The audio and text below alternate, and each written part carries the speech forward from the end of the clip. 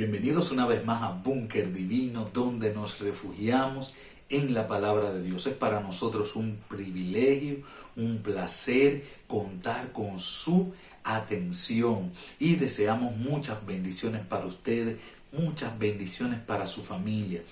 Este día, estos 30 minutos más o menos que vamos a compartir algo de la palabra de Dios, esperamos que sea de mucha bendición tanto para usted como para su familia y para quienes lo rodean. Y recuerde que si es de bendición para usted, compártalo también con las personas que conoce para que más personas puedan con nosotros seguir refugiándonos en la palabra de Dios y siga creciendo el interés por Dios en nuestro país y en el mundo actual. Le invitamos este domingo y todos los domingos a un programa muy especial dedicado a la familia y dedicado a la salud mental, por la familia, con la doctora en psicología Juana Santiago. Estamos tratando acerca de la ansiedad, así que no se lo pierda para que pueda distinguir tanto en usted como en los miembros de su familia estas características y pueda detectar a tiempo y ayudar a sanar y a crecer. Y todos los lunes le invitamos a unirse con nosotros en un sueño. Tenemos el sueño de que nuestro país sea viral el nombre de Dios. RD necesita a Dios. Pon este hashtag en todas tus redes sociales. Hacemos imágenes también y la mandamos, pero no tienes que usar necesariamente la de nosotros, sino pon que RD necesita a Dios y pon tú mismo las razones por las que tú entiendes que nuestro país sería mejor si Dios fuera viral. Así que te pedimos que nos acompañes, que contagies a tu familia, a tus compañeros de trabajo, a tus vecinos, a tus compañeros de iglesia, a todos. Vamos a levantar un fuerte pregón por nuestro país. RD necesita a Dios. Ahora vamos a hablar con nuestro Dios para empezar el estudio de esta semana. Padre, gracias porque nos permites abrir tu palabra. Gracias porque nos has dejado tesoros y la manera de cavar para encontrarlos. Señor, sabes que vamos a tocar un tema poco sensible. Danos la gracia, danos la madurez para entender el mensaje que tú tienes para nosotros el día de hoy. Bendice a cada persona que está escuchando este momento, esta oración, y que el Espíritu Santo trabaje en cada uno de nuestros corazones. Gracias por oírnos en el nombre de Cristo Jesús. Amén.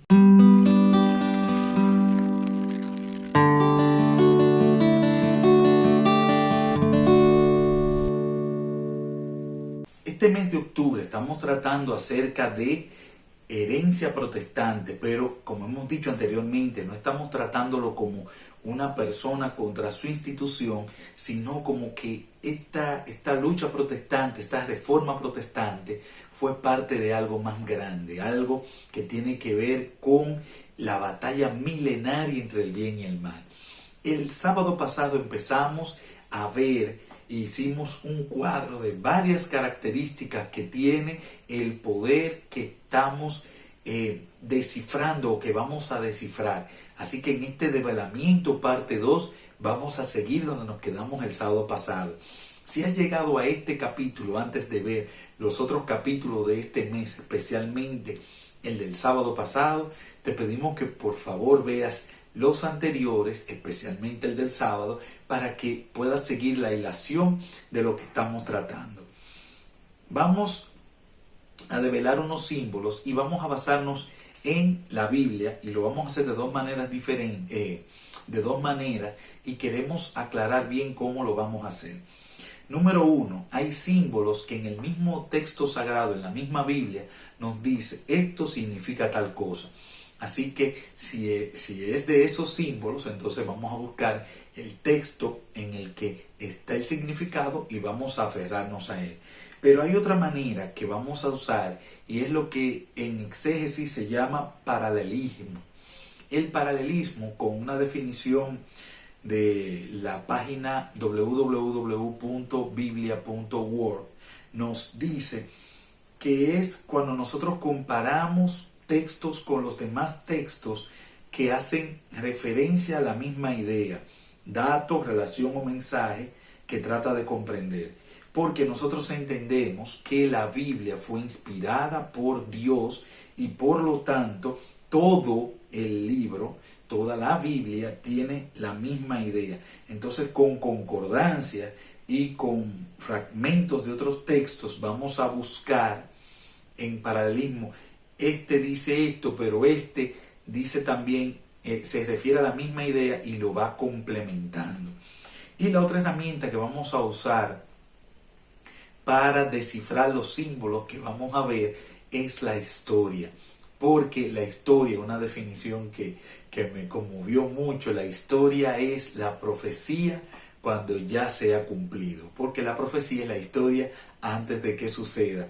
Así que estas son las tres cosas que vamos a usar para develar estos símbolos. Antes, quiero tocar algo, y es que nosotros no estamos, lo que vamos a hablar no es contra una persona particular, sino es contra instituciones o contra una entidad. Es la entidad que vamos a identificar. Y nos vamos a recordar de cuando el pueblo de Israel le tocó atacar a Canaán.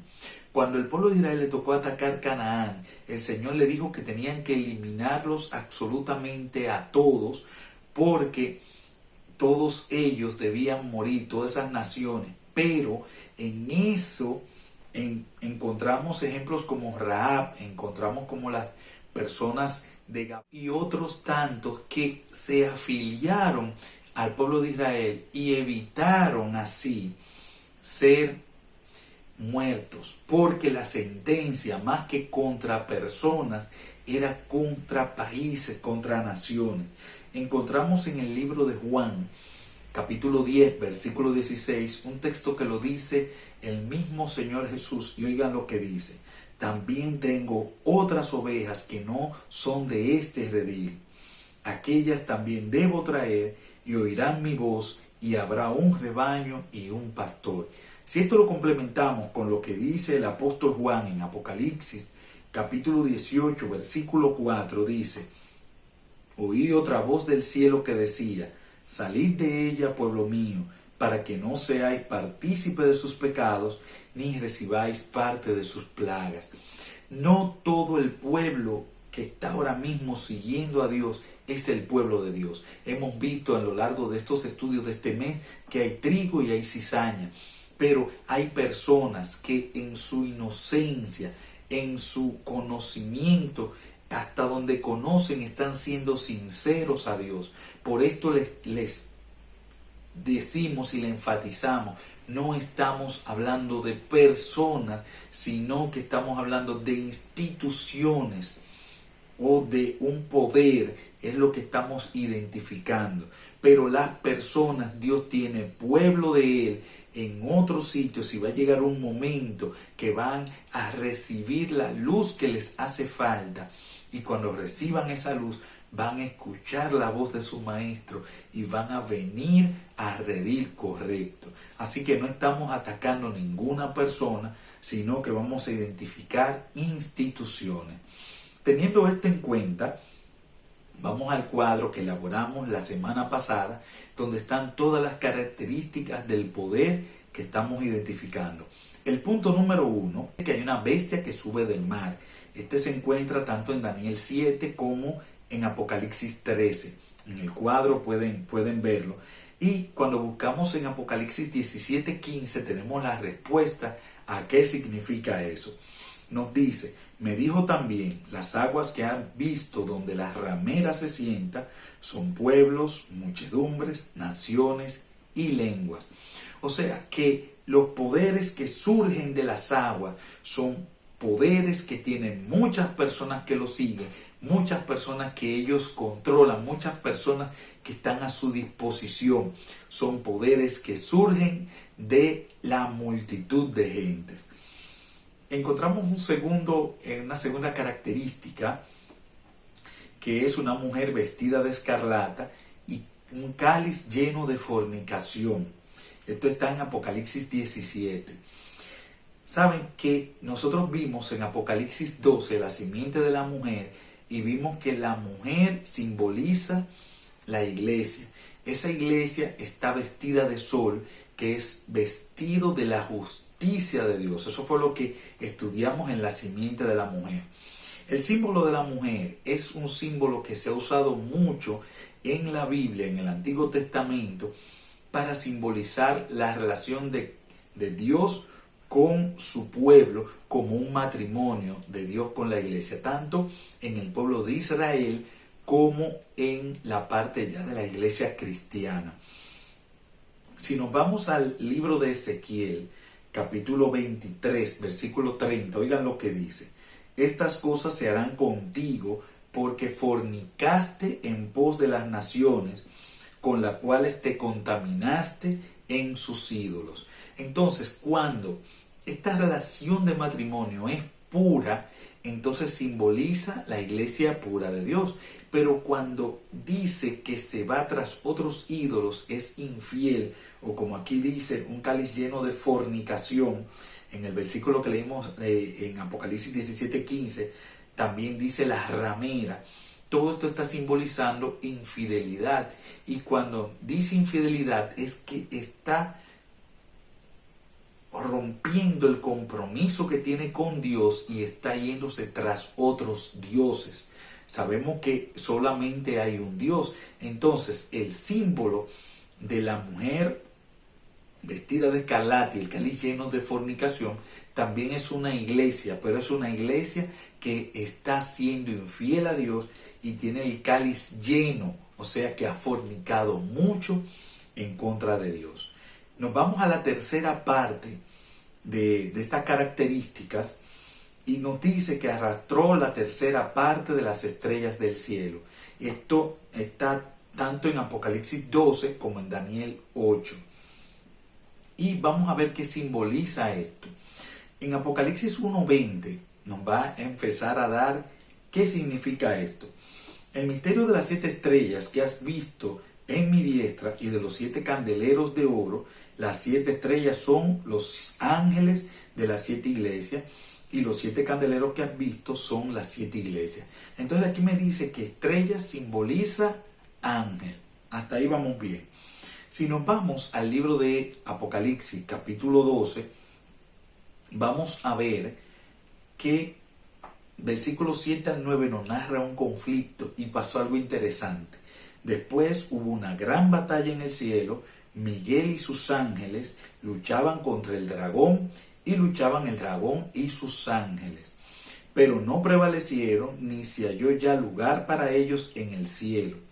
Y fue lanzado fuera el gran dragón, la serpiente antigua, que se llama Diablo y Satanás, el cual engaña al mundo entero. Fue arrojado a la tierra y sus ángeles fueron arrojados con él. ¿Qué me está presentando aquí? Primero, en el primer texto que leímos, me dice que estrella simboliza ángeles. Aquí me dice que cuando hubo un conflicto en el cielo, Satanás, cuando perdió esa rebelión, fue expulsado. ¿Y fue expulsado con qué? Con los ángeles que le servían a él. Así que esa tercera parte de los ángeles que cayó, o una parte, como dice en Daniel, son los ángeles, o simboliza los ángeles que Satanás arrastró o que siguieron a Satanás y por lo tanto fueron echados del cielo con la rebelión, lo que hoy nosotros conocemos como demonios, que son los secuaces de Satanás. Es interesante recordar, como lo habíamos visto anteriormente, que esta bestia, este dragón de 7 cabezas, 10 cuernos que estamos identificando, aparte del poder que estamos identificando que es, ya identificamos que también simboliza a Satanás. Entonces recordar que tiene características como esta que arrastró estrellas del cielo, son tanto características de Satanás como del poder que él, de uno de los poderes que él utiliza aquí en la tierra. En el punto número 4 me dice que 7 cabezas, y esto se encuentra tanto en la Apocalipsis 12, Apocalipsis 13 y Apocalipsis 17. En Daniel 7:6 me va a ayudar a entender qué significa esto. Vamos a poner atención. Después de esto miré, y aquí otra, semejante a un leopardo, otra bestia, con 4 alas de ave en sus espaldas. Tenía también esta bestia 4 cabezas y le fue dado dominio. Aquí me refiere 4 cabezas, ¿verdad? Daniel 8:8, hablando de una profecía que es paralela a la profecía de Daniel 7, también a la de Daniel 2, porque nos hablan de reinos consecutivos que iban a estar a partir de Babilonia. Eso lo vamos a ver un poquito más adelante. Pero me dice, oigan esto, y el macho cabrío se engrandeció sobremanera, pero estando en su mayor fuerza, aquel cuerno fue quebrado, y en su lugar salieron otros 4 cuernos notables hacia los 4 vientos del cielo. En la profecía pasada me dijeron 4 cabezas, aquí me dice 4 cuernos. En el mismo capítulo 8, pero el versículo 22 de Daniel, oigan lo que dice de la explicación. Y en cuanto al cuerno que fue quebrado, sucedieron en su lugar 4, significa que 4 reinos se levantarán de esa nación, aunque no con la fuerza de él. Entonces, me presenta primero 4 cabezas, después 4 cuernos, y me dice que esos 4 cuernos, o que lo que se llama cuerno y lo que se llama cabeza, simboliza reinos. Entonces, cuando me dice que esta bestia tiene 7 cabezas, me está diciendo ¿qué cosa? Que tiene 7 reinos. Vamos a seguir viendo. En el punto número 5 encontramos diademas, tanto en Apocalipsis 12 como en Apocalipsis 13. La palabra griega que se utiliza para diadema allí es diagma, y literalmente significa algo ceñido. Describe una insignia que la empezó a usar la realeza persa, una cinta azul bordeada de blanco que se usaba sobre el turbante, y después llegó a ser un símbolo de realeza. Así que donde me dice diadema es un símbolo de realeza que me está diciendo. Después los 10 cuernos, el punto número 6. Entonces, la parte de los 10 cuernos está tanto en Apocalipsis 12 como en Apocalipsis 13 como en Apocalipsis 17 y Daniel 7. Me dice que en Daniel 7:24 me dice que los 10 cuernos significan que de aquel reino se levantarán 10 reyes, como vimos con las cabezas, y tras ellos se levantará otro, el cual será diferente de los primeros, y a 3 reyes derribará. Esa partecita de a 3 reyes derribará lo vamos a ver un poquito más adelante, pero por ahora ya entendemos que los 10 cuernos que se está refiriendo aquí son 10 reyes. El punto siguiente nos dice que la bestia de Apocalipsis 12 está vigente en el nacimiento de Jesús, porque recuerden que él está esperando que la simiente de la mujer que identificamos como Jesús nazca para atacarla.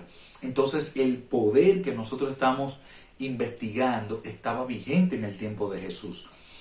Si leemos en el libro de Lucas, capítulo 2, versículos 1 al 8, vamos a ver qué poder estaba vigente en el momento del tiempo de Jesús y qué hizo atentando contra Jesús.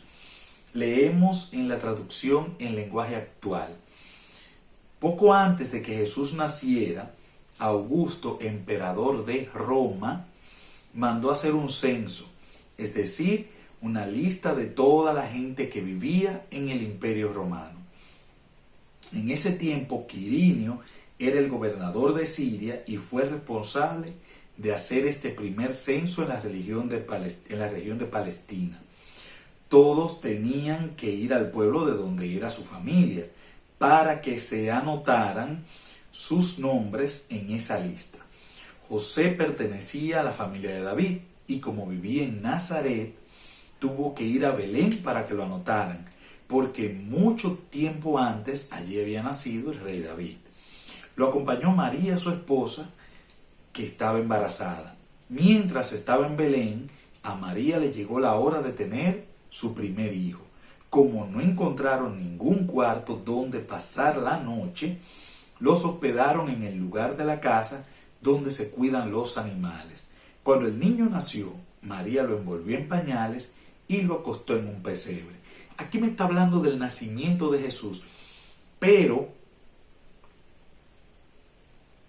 aquí me está hablando del nacimiento de Jesús, pero aparte del nacimiento de Jesús me está diciendo que quien controlaba en ese tiempo cuando Jesús nació era el Imperio Romano. Vamos a ir al libro de Mateo para ver cómo el Imperio Romano que estaba vigente en ese momento atentó contra la vida del Hijo de Dios. Mateo capítulo 2, versículos 13 al 15.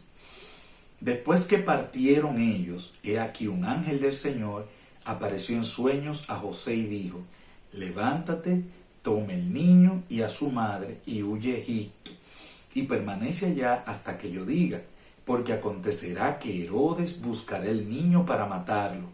Y él, despertando, tomó de noche al niño y a su madre y se fue a Egipto, y estuvo allá hasta la muerte de Herodes, para que se cumpliese lo que dijo el Señor por medio del profeta, cuando dijo: de Egipto llamé a mi hijo. ¿Qué me está diciendo aquí? Que cuando Jesús nació, Herodes, ¿se acuerdan la historia con los magos?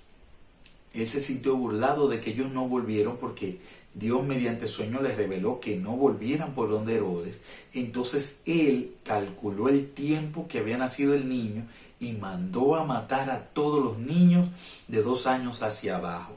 Entonces ahí se ve el atentado contra la vida de Jesús, que es a lo que se refiere lo que nos dice de indicativo en Apocalipsis capítulo 12 acerca de el dragón, que es tanto Satanás como el poder, que hasta ahora estamos viendo que el Imperio Romano lo hemos identificado, y aunque seguimos viendo más características.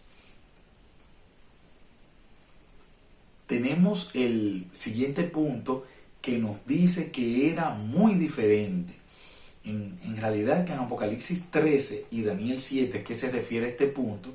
Y oigan cómo nos dice: la bestia era semejante a un leopardo, sus pies como oso y su boca como de león. Y el dragón le dio su poder y su trono y grande autoridad. Vamos a entender bien por qué era diferente. Si nos vamos al capítulo 2 del libro de Daniel, al capítulo 7 del libro de Daniel, al capítulo 8 del libro de Daniel, Apocalipsis capítulo 13, nos presentan bestias que tienen cierta similitud con bestias de la tierra. Pero cuando llegan a la cuarta bestia, o ya que sabemos, al Imperio Romano, siempre es algo diferente. Siempre es una bestia horrenda, horrible y que no puede ser descrita. En Apocalipsis 13 nos dice que era semejante a un leopardo con pies de oso y su boca como boca de león. Si revisamos las bestias que hay en Apocalipsis 7, pareciera como que el apóstol Juan está mirando como hacia atrás, porque ya todo eso había sido Babilonia, Medo-Persia, Grecia, y estaban en la época de Roma, en el tiempo donde se escribió el libro de Apocalipsis. Si nos vamos a la página artehistoria.com, nos va a decir que la helenización, que no es más que difundir la cultura griega y las costumbres y el arte en otra nación, fue muy abundante en el Imperio Romano. En algún momento el nacionalismo romano del Senado y de las personas patriotas quiso luchar contra esto, pero no pudieron cambiarlo, e incluso llegó un momento en que el idioma oficial no era tan solo el latín en el Imperio Romano, sino que también era el griego, para que veamos cómo se cumple esa parte de que era semejante a un leopardo, que simboliza al imperio griego. El siguiente punto es que fue quitado el continuo sacrificio, el santuario, y blasfemó. Esto está en Daniel 8 y en Apocalipsis 13. La palabra hebrea usada como continuo es tamid, y esta se emplea a varios conceptos según el comentario bíblico adventista, y más que referirse a continuo sacrificio, como a veces lo entendemos, en realidad es continuo como algo permanente, como algo que pasa siempre.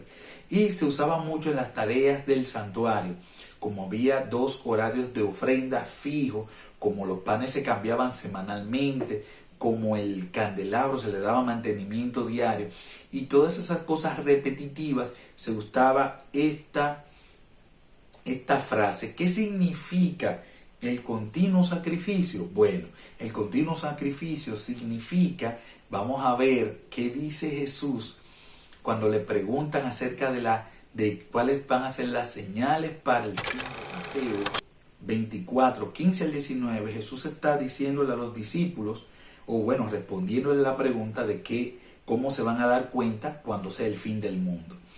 Por tanto, cuando veáis en el lugar santo la abominación desoladora de que habló el profeta Daniel, el que le entienda, entonces los que están en Judea huyan a los montes, el que esté en la azotea no descienda para tomar algo en su casa, y el que esté en el campo no vuelva atrás para tomar su capa. Mas ay de las que estén en cinta y de las que críen en aquellos días.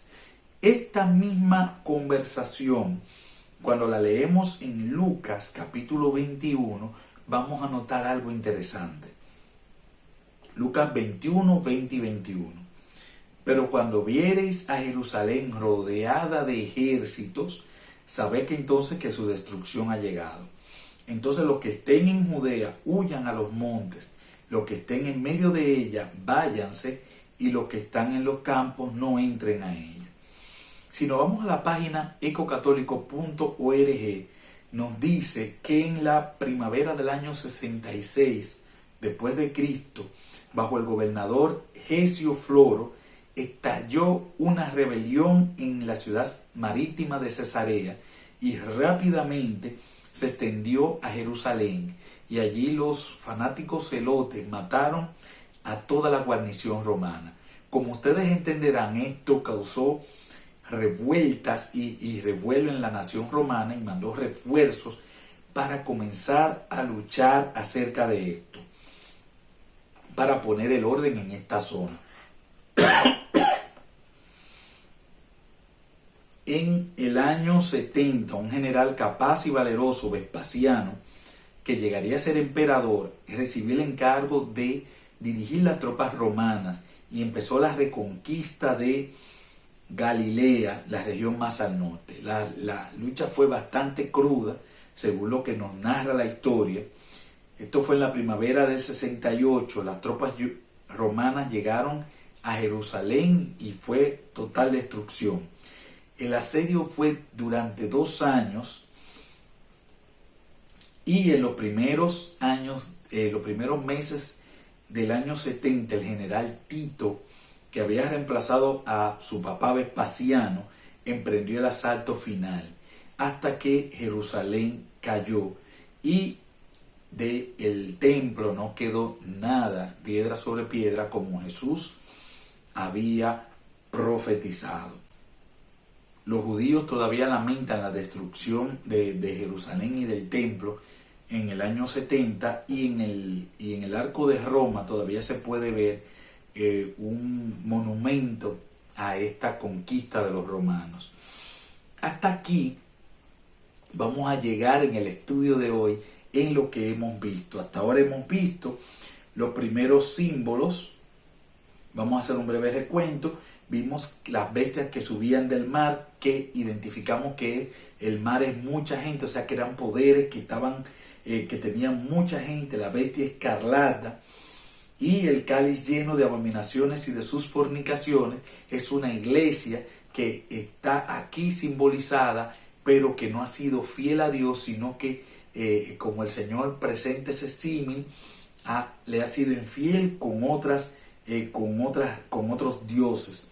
Arrastró la tercera parte de las estrellas del cielo, y ya entendimos que esos son ángeles, y que nos habla de cuando Satanás fue expulsado del cielo con los ángeles que fueron expulsados con él. 7 cabezas, 10 cuernos, 10 diademas, nos habla de poderes, de reinos, de reyes.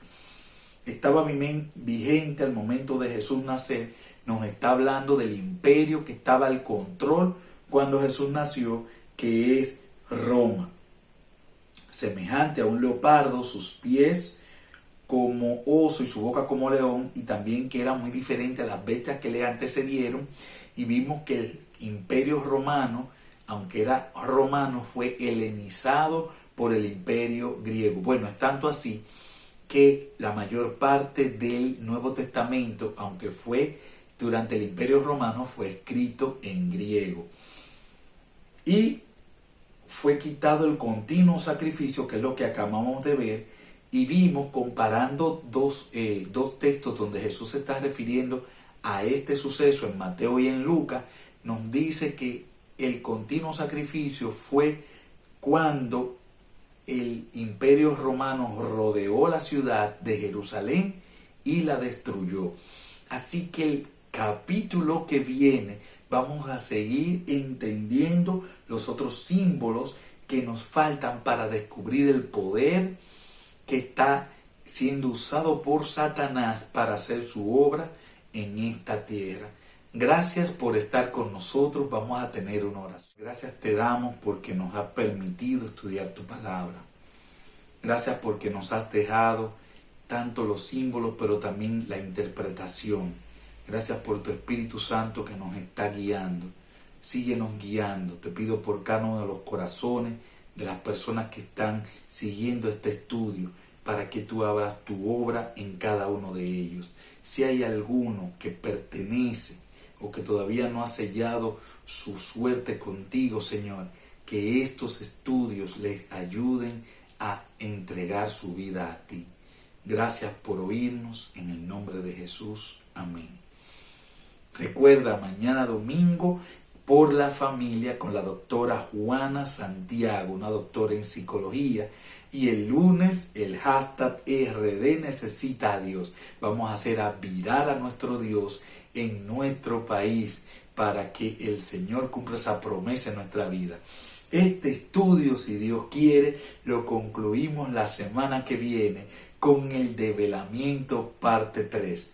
No te lo pierdas.